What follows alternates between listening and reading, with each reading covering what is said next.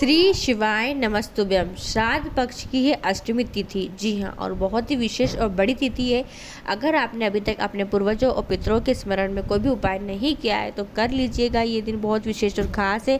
देखिए, जो पितृपक्ष का महा होता है 16 दिन बहुत ही खास और विशेष है। इन 16 दिनों में हम हमारे पूर्वजों को, पितरों का याद करते हैं। अगर उनके निमित्त मात्र में कोई कार्य नहीं कर पाते हैं तो उनके लिए वर्ष भर तक अगर हम कोई भी दान पुण्य नहीं कर पाते तो ये पितृपक्ष का समय होता है जब हम दान पुण्य कर सकते हैं। अगर आप किसी कारणवश बिजी रहते हैं और 16 दिन में दान पुण्य तर्पण पितरों को जल वगैरह नहीं दे पाते हैं तो ये विशेष उपाय कर कर अपनी मनोकामना को आप पूरा कर सकते हैं, क्योंकि पितृपक्ष में हमें हमारे पूर्वजों के साथ साथ महादेव का आशीर्वाद भी मिलता ही मिलता है। चलिए वीडियो शुरुआत करते हैं। स्वागत है मोदी जी ऑफिशियल चैनल पर। अगर आप लोगों ने अभी तक चैनल को सब्सक्राइब नहीं कर रखा है तो प्लीज़ चैनल को सब्सक्राइब कीजिएगा और कमेंट में श्री शिवाय नमस्तुभ्यम हर हर महादेव अवश्य लिखिएगा।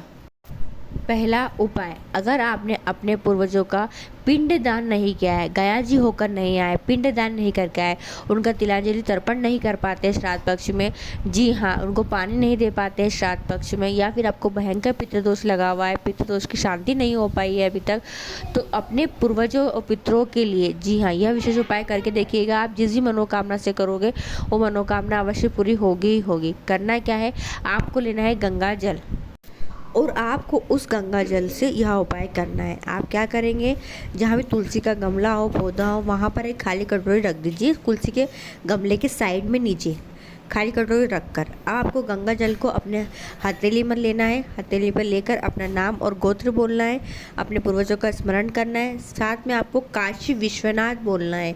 जी हाँ, महादेव का नाम काशी विश्वनाथ बोलना है और उस जल को उस कटोरी में छोड़ दे जाना है। ऐसा आपको कम से कम 5 से 7 बार करना है।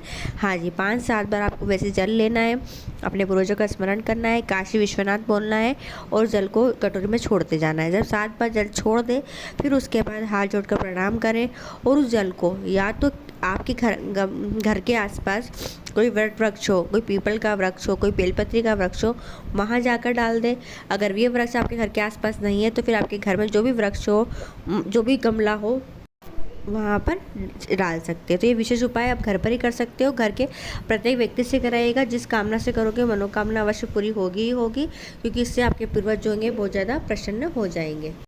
दूसरा उपाय, यह उपाय विशेष गार्भ सर्प दोष हो, वास्तु दोष हो या पितृ दोष हो या अन्य कई दोषों के कारण घर में बहुत लड़ाई झगड़े कलेश होता है, आपकी कोई मनोकामना पूरी नहीं हो रही है, संतान की प्राप्ति नहीं हो रही है, बच्चों की तरक्की नहीं हो रही, बच्चों का विवाह नहीं हो रहा है, तो यह उपाय अपने घर पर ही करना है। और विशेष उपाय देखिए क्या करना है, आपको बनाना है एक स्वास्तिक अपने घर के मुख्य द्वार पर।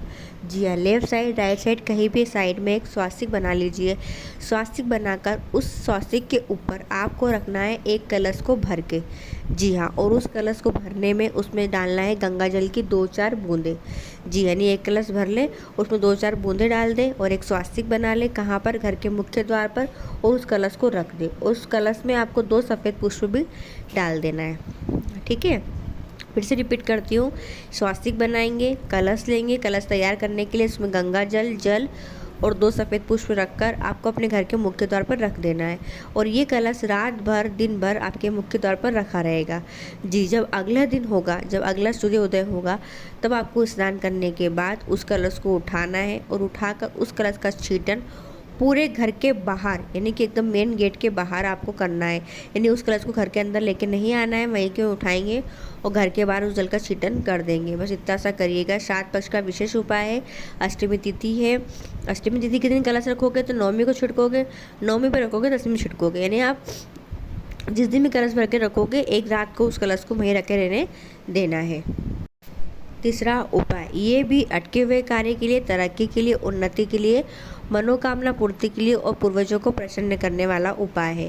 क्या करना है, आपको लेना है थोड़ी सी काली तिल्ली और उस काली तिल्ली को बारीक कर लेना है। तो बारीक कैसे करोगे, या तो मिक्सर में कर लो या फिर किसी पत्थर वगैरह से घिस के काली तिल्ली को बारीक कर लीजिएगा। जी एकदम पीस लीजिएगा। 1 लोटा जल लीजिएगा।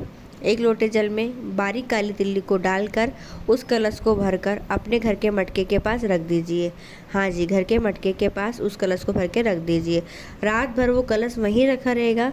उसके अगले दिन सुबह उठकर स्नान करने के बाद उस कलश के जल को, जिसमें हमने काली तिल्ली डाली है, उस कलश के जल को आपको 3 वृक्ष जो होते हैं पितरों के तुल्य होते हैं, बेलपत्री, वट वृक्ष, पीपल का वृक्ष, ये तीनों जो वृक्ष होते हैं ये पितरों के तुल्य होते हैं। इन तीनों वृक्षों में से किसी वृक्ष में आपको उस जल को, काली तिल्ली वाले जल को समर्पित कर देना है और अपनी मनोकामना आपको कह देना है। ये विशेष मनोकामना पूर्ति उपाय अवश्य करके देखिएगा। चौथा उपाय, यह उपाय पितरों की कन्याओं के नाम लेकर करने वाला उपाय है। अगर आपने अभी तक नहीं किया है तो कर लीजिए, शेष दिन बचे हैं, अष्टमी तिथि है। यह उपाय करने से आप जिस भी मनोकामना से करोगे वो मनोकामना अवश्य पूरी होगी क्योंकि पितरों की कन्याओं का नाम लेना है। क्या क्या नाम होते हैं? मेना, धन्या और कला। करना कैसे आप वीडियो में देखकर समझ सकते हैं। आपको एक पात्र लेना है, एक कटोरी ले लीजिएगा, 3 सफ़ेद पुष्प, 3 चावल के दाने, ये आपको उसी पात्र में डाल देना है। जी हाँ, एक ही पात्र में डाल देना है और इस कटोरी को अपने घर के मुख्य द्वार से अंदर की ओर रख देना है। किधर की ओर? बाहर की ओर नहीं, अंदर की ओर रख दीजिएगा। यह उपाय आपको करना है, समय है वो है सुबह 10 से 12 के बीच में। तो कटोरी कम से कम आधे घंटे वह उस स्थान पर रखे रहने दें। फिर पुष्प को और चावल के दानों को उठाकर घर के आसपास जो भी शिवालय हो वहाँ जाए, वहाँ पहुँचकर नंदीश्वर पर स्पर्श कराकर, जी हाँ, नंदीश्वर पर स्पर्श कराकर महादेव की सबसे छोटी पुत्री माँ अष्टसुंदरी के स्थान पर समर्पित कर देना है। अपनी मनोकामना कह देना है और इस उपाय को करते समय पितरों की कन्याओं का स्मरण अवश्य कीजिएगा। क्या नाम लेंगे? मेना, धन्या और कला। इस प्रकार ये उपाय करके देखिएगा, आपकी मनोकामना अवश्य पूरी होगी ही होगी। तो पितृपक्ष के विशेष उपाय जो आप अष्टमी तिथि पर कर आप अपनी मनोकामना को पूरा कर सकते हैं। वीडियो पसंद आती है तो और लोगों तक जरूर शेयर कीजिएगा। श्री शिवाय नमस्तुभ्यम। हर हर महादेव।